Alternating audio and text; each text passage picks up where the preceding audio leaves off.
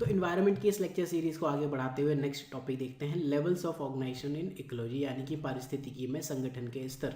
Total 6 levels हैं, individual से लेके हम बायोस्फीयर के लेवल तक अगर देखें तो टोटल 6 लेवल में इकोलॉजी को ऑर्गेनाइज किया जा सकता है। सबसे पहले आता है इंडिविजुअल, यानी कि अकेला एक इंडिविजुअल प्राणी।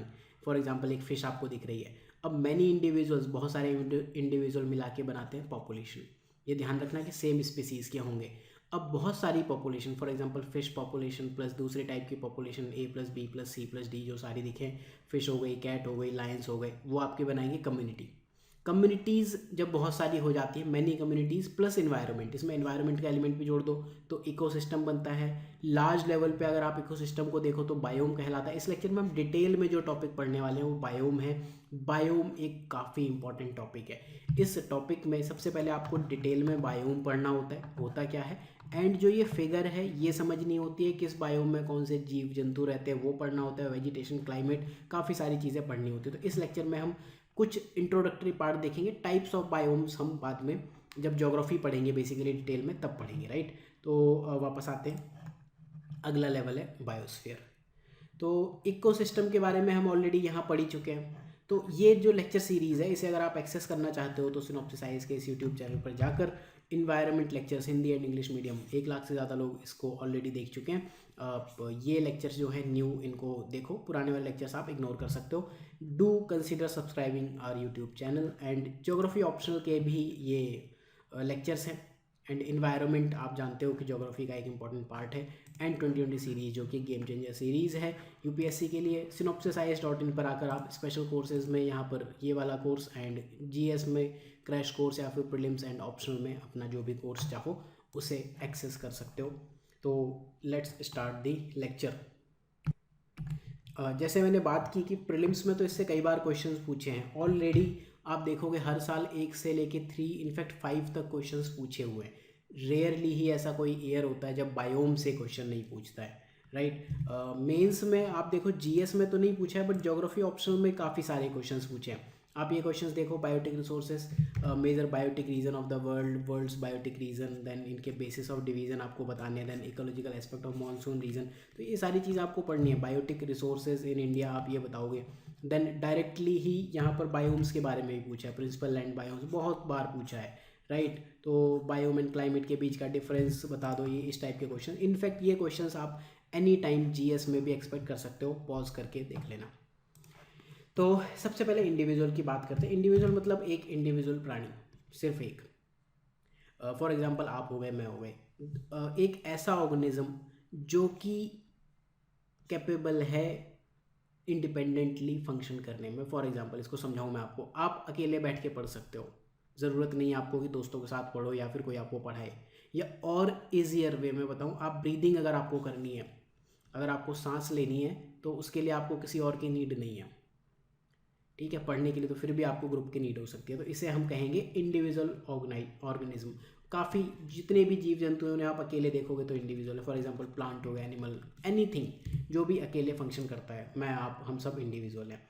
अब जब हम पॉपुलेशन की बात करते हैं तो पॉपुलेशन मीन्स मैनी इंडिविजुअल्स। जब बहुत सारे इंडिविजुअल हो गए, अभी हमने ऊपर फिगर में क्या देखा था, बहुत सारी जो फिश है वो हो जाती है, उसे हम कह रहे हैं पॉपुलेशन, यानी जनसंख्या।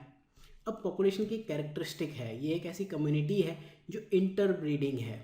इंटरब्रीडिंग मतलब जो अंतः प्रजनन कर पाए, मतलब सेक्स के बाद ऑफ स्प्रिंग्स यानी कि चाइल्ड पैदा कर पाए, उनको हम कहते हैं पॉपुलेशन। अब इन जनरल जो इंटरब्रीडिंग है, ये सेक्स है, बेसिकली सेम स्पीसीज में देखने को मिलता है, लेकिन इसके कुछ एक्सेप्शंस भी हैं। जैसे लायन और टाइगर, इन दोनों की मेटिंग से अगर लायन फादर है, टाइगर मदर है, तो फिर लाइगर बनता है, उसके बच्चे को लाइगर कहते हैं। अगर टाइगर फादर है, लायन मदर है, मतलब बेसिकली जो फादर है उसको हम पहले रख रहे हैं, तो टिग्लियन बनता है। But most of the times, apart from some exceptions, for example mule भी ऐसा ही है, ठीक है, बट उन एक्सेप्शंस को छोड़ दे तो पॉपुलेशन क्या है, सेम स्पीसीज की इंटरब्रीडिंग कम्युनिटी है। अब देखो, आप हमेशा ऑब्वियसली एनिमल के साथ तो ब्रीडिंग नहीं करना चाहोगे ना, कुछ लोगों की फैंटेसी अलग हो सकती है, उनको छोड़ देना। अगला जो है मैनी पॉपुलेशंस को जब हम मिला देते हैं तो उससे हम कहते हैं कम्युनिटी, यानी कि समुदाय। कम्युनिटी आपने देखा होगा, जैसे हम बात करते हैं रिलीजियस कम्युनिटी, राइट, कोई कास्ट कम्युनिटी हो गई, प्लांट कम्युनिटी हो गई, एनिमल कम्युनिटी। तो कम्युनिटी में क्या है, मैनी पॉपुलेशंस। तो कम्युनिटीज़ का नाम कैसे रखा जाता है, इनका नाम डोमिनेंट प्लांट स्पीसीज़ के बेस पर रखा जाता है। फॉर एग्जांपल मैंग्रोव अगर फॉरेस्ट हैं, वहाँ पे जो लोग रहेंगे उनको हम कहेंगे मैंग्रोव कम्युनिटी के मेंबर्स हैं ये सारे। ग्रासलैंड कम्युनिटी, ग्रासलैंड इकोसिस्टम जब हम पढ़ते हैं, बायोम्स जब हम पढ़ेंगे ग्रासलैंड, तो हम ये कहेंगे कि इस ग्रासलैंड कम्युनिटी में ये टाइप के जानवर रहते हैं। कम्युनिटी फिक्स्ड नहीं होती है, रिजिड नहीं होती है, ठीक है, फ्लेक्सिबल होती है, कोई भी इसमें आ जा सकता है। कम्युनिटी दो टाइप की होती है, एक होती है मेजर कम्युनिटी, एक होती है माइनर कम्युनिटी, राइट। अब मेजर कम्युनिटी में हमने क्या बात करनी है, मेजर कम्युनिटी ऊपर हमने क्या कहा था कम्युनिटी की डेफिनेशन में, डोमिनेंट प्लांट स्पीसीज। तो जब मेजर कम्युनिटी की बात करते हैं तो ऐसे लोग, ऐसी कम्युनिटीज़ जो सिर्फ और सिर्फ सन की एनर्जी पर यानी कि सूर्य की ऊर्जा पर डिपेंडेंट होते हैं। ये रिलेटिवली इंडिपेंडेंट होते हैं क्योंकि एनर्जी का सोर्स इनका क्या है, सन है, सूर्य देवता इनकी एनर्जी के सोर्स हैं। तो ये वेल ऑर्गेनाइज्ड होंगे। For example tropical evergreen forest, इनको किसी और जानवर की नीड नहीं है, राइट। ये खुद सरवाइव कर सकते हैं प्रोवाइडेड कि इनको सन की एनर्जी मिल जाए। ये तो हुई major community. And minor community क्या है, ये नेबरिंग कम्युनिटीज़ पर यानी कि पड़ोसी समुदाय पर डिपेंड करते हैं और इनको जनरली हम सोसाइटीज़ भी कहते हैं। जो सोशियोलॉजी एक सब्जेक्ट है ना, सोसाइटी इसी तरह आया है कि हमेशा एक सोसाइटी दूसरी सोसाइटी पे डिपेंडेंट हो सकती है। फॉर एग्जांपल जैसे एक ये बहुत अच्छा एग्जांपल है, काऊ डंग। ये गाय जा रही थी, ये गाय है, इसने यहाँ से डंग निकाला, ये डंग आ गया, यहाँ पर लाइकन की लेयर एक जम गई है। तो अब ये लेयर तब तक रहेगी जब तक गाय ये डंग निकालती रहेगी या फिर ये डंग रहेगा, राइट। तो ये लाइकन की लेयर डिपेंड कर रही है काऊ पर और काऊ डंग पर, राइट। तो ये क्या है, कंप्लीटली इंडिपेंडेंट नहीं है। एनर्जी और न्यूट्रिएंट के डायनामिक्स की बात करें, न्यूट्रिएंट के लिए इनको डंग पर जाना पड़ रहा है। एंड सेकेंडरी एग्रीगेशंस है एक मेजर कम्युनिटी, मतलब काऊ कम्युनिटी है, अब उस पर उनके डंग पर आपको दिखेगा कि मैट ऑफ लाइकन, या फिर प्लांट कम्युनिटी पर लाइकन्स वगैरह आपको दिखेंगे। हमने अभी लाइकन्स लास्ट लेक्चर में देखे थे। ये देखो ये लाइकन्स हैं, जब इकोलॉजिकल सक्सेशन पढ़ रहे थे वहाँ देखे थे। ये पीछे रॉक हो सकती है या फिर ट्री हो सकता है, एनीथिंग, उसके ऊपर लाइकन्स जमा हो रहे हैं। तो इस वे में आप इनको क्या कहोगे कि ये माइनर कम्युनिटी है। देन इसके बाद इकोसिस्टम, डिटेल में हमने यहाँ पढ़ी लिया था इकोसिस्टम क्या होता है। ये वाला फिगर आप देख लेना, यहाँ पर न्यूट्रिएंट फ्लो है, लिविंग ऑर्गेनिज्म और फिजिकल इन्वायरमेंट दोनों चीज़ें आती हैं और उनकी inter relationship, interacting as a system. तो वही इकोसिस्टम यहाँ पर भी है। तो बेसिकली मैनी कम्युनिटीज़, उसमें इन्वायरमेंट जब आ गया तो ये स्ट्रक्चरल फंक्शनल यूनिट है बायोस्फीयर की। इसमें क्या है, लिविंग बीइंग और फिजिकल इन्वायरमेंट दोनों ही आते हैं, इंटरेक्ट भी करते हैं। अब इस लेक्चर की सबसे इंपॉर्टेंट चीज़ वो है बायोम। बायोम पर हम वापस आते हैं, एंड में देखेंगे। बायोस्फीयर एक बार देख लेते हैं। बायोस्फीयर क्या होता है, ये 6th लेवल, इकोस्फीयर भी कहते हैं इसे। तो बायोस्फीयर वो वाला पार्ट है जहाँ लाइफ एग्जिस्ट करती है, ठीक है। तो ये बेसिकली कहाँ हो सकता है, जहाँ एटमॉस्फेयर, लिथोस्फेयर यानी कि जियोस्फेयर और हाइड्रोस्फीयर, ये तीनों चीज़ें एक साथ आए, जहाँ पर एटमॉस्फेयर यानी कि एयर, हाइड्रोस्फीयर एंड लिथोस्फेयर जहाँ दिखेगा उसे हम कहेंगे बायोस्फीयर। ये एक नैरो लेयर है अर्थ सरफेस के इर्द गिर्द और हाईली इंटीग्रेटेड और इंटरेक्टिंग जोन है। नैरो लेयर को थोड़ा समझते हैं। देखो ये फिगर देखो, धरती के ऊपर एटमॉस्फेयर वाला पार्ट है, देन बिल्कुल नीचे अगर आप देखो तो मेंटल आ जाता है, नॉट दिस बट ये वाला पार्ट, ठीक है।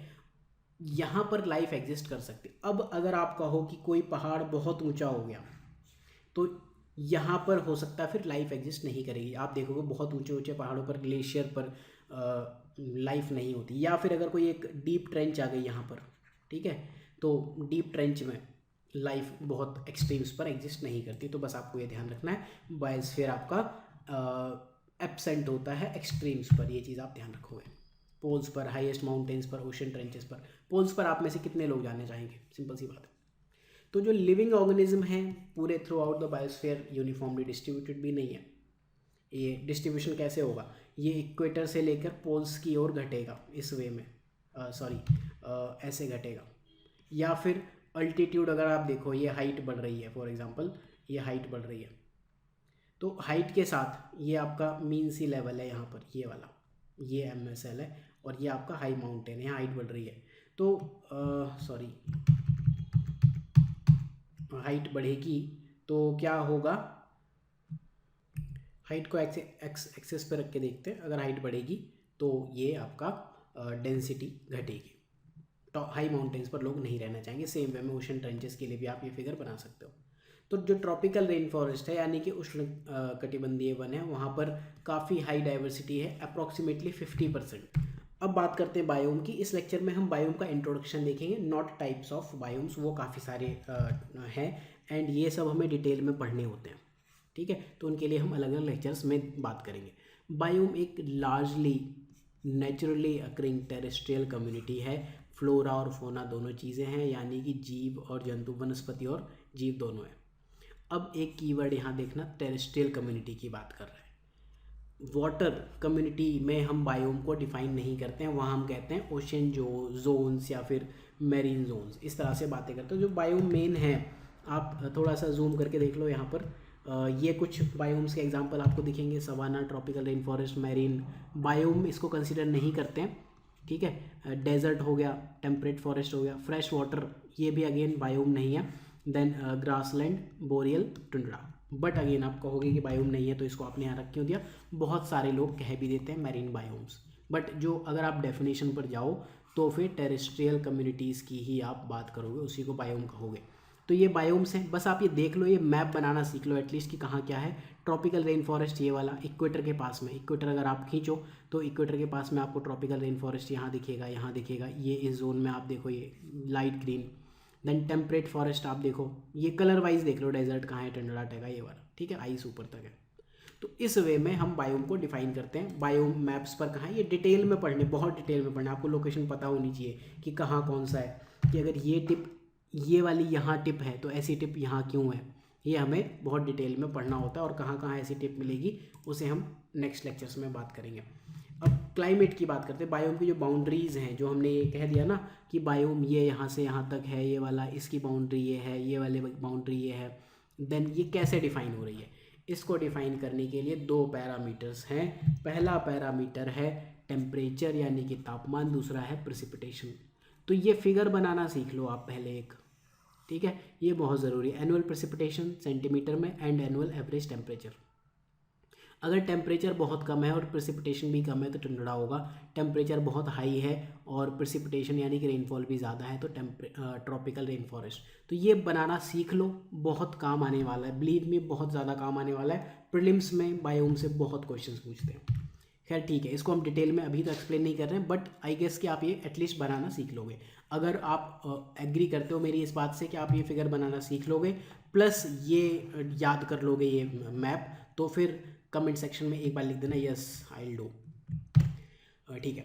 तो क्लाइमेट जो है वो बाउंड्री डिटरमाइन करता है, टेम्परेचर और प्रेसिपिटेशन दो चीज़ें हैं। दो बायोम एक जैसे नहीं होते हैं, अगर एक जैसे हो गए तो फिर हम उनको एक ही कह देंगे, राइट। देन बायोम्स हैबिटेट से डिफरेंट हैं और बायोम में वैरायटी ऑफ हैबिटेट हो सकते हैं। जब हमने निश की बात की थी इस लेक्चर में तो हमने ये फिगर देखा था।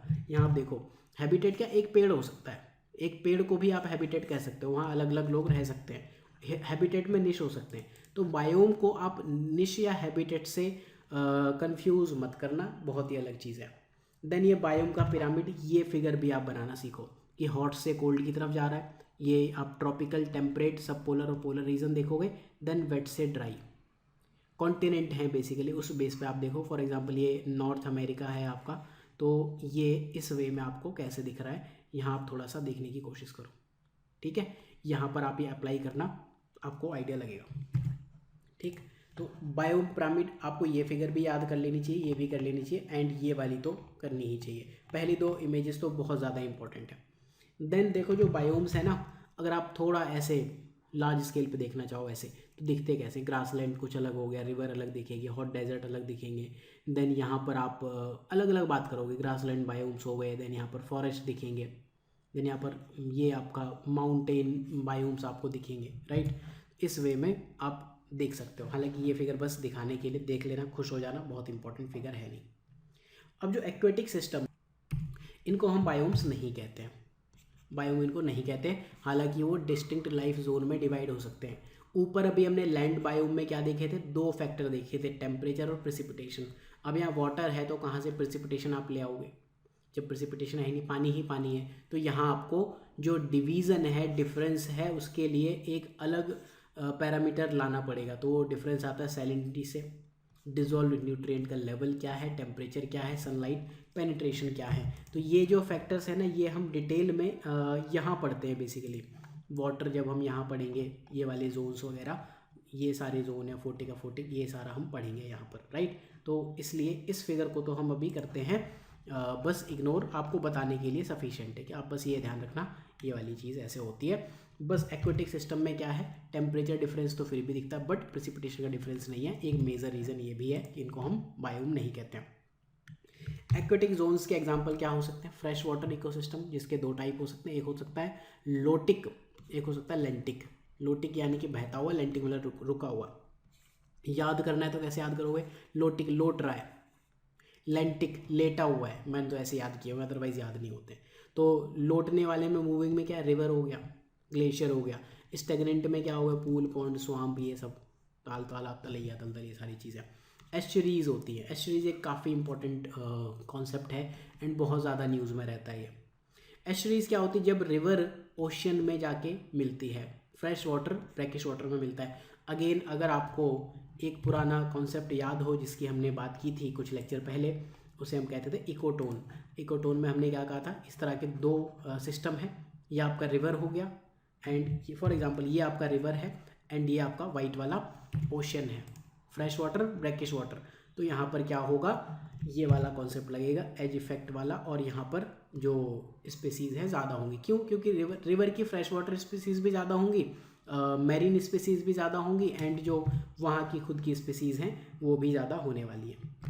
तो जो एस्चुरीज़ हैं हाईली प्रोडक्टिव जोन्स हैं, ठीक है। आप देखोगे दुनिया में बहुत जो एस्चुरी रीजन्स हैं ना, काफ़ी ज़्यादा हाईली पॉपुलेटेड रीजन्स हैं।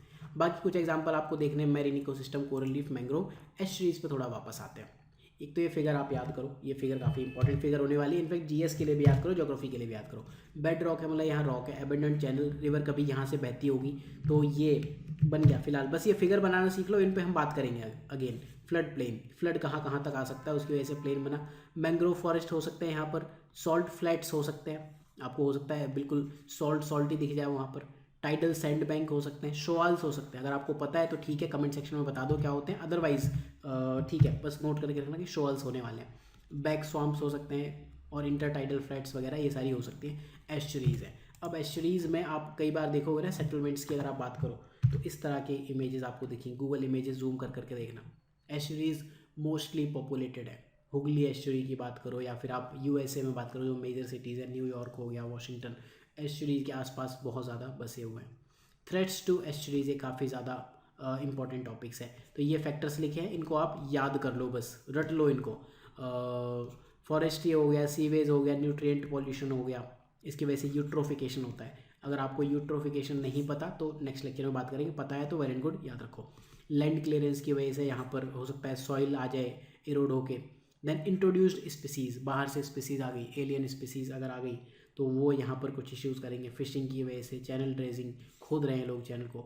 मैरीन फार्मिंग, यहाँ पर लोग कुछ खेती कर रहे हैं, ठीक है।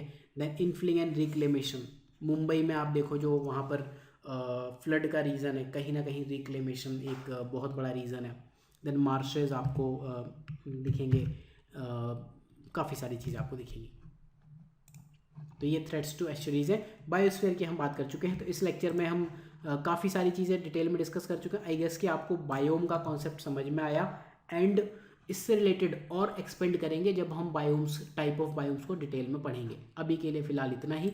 ये जो प्लेलिस्ट है, do consider subscribing our YouTube channel. अगर आप चाहते हो कि यूट्यूब पर आपको ज़्यादा से ज़्यादा मटेरियल मिले तो शेयर करो और सब्सक्राइब ज़रूर करना। इन्वायरमेंट के लिए एक एक चीज़ आपको इस प्लेलिस्ट में मिलेगी, चाहे वो जीएस के लिए हो चाहे ऑप्शनल के लिए हो। तो इन्वायरमेंट के लिए आप इस प्लेलिस्ट को ज़रूर कंसीडर करें, यहाँ बुक मार्क करके सेव कर लो एंड यहाँ से क्लिक करके आप सेव कर सकते हो playlist. Then geography optional, then these all links are always there. So thank you for watching. Have a good day.